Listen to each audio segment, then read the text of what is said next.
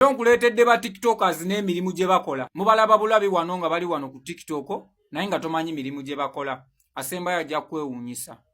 Tiktoker namba emu Coco must shine era ng'ono muwala wa Mooti.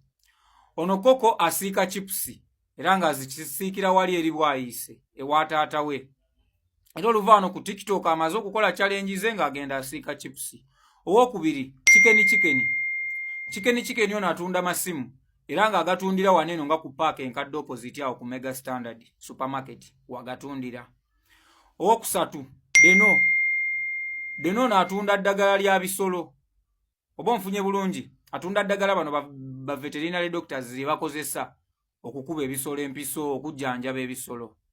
Owokuna Ivo official no makanika wa mamotoka.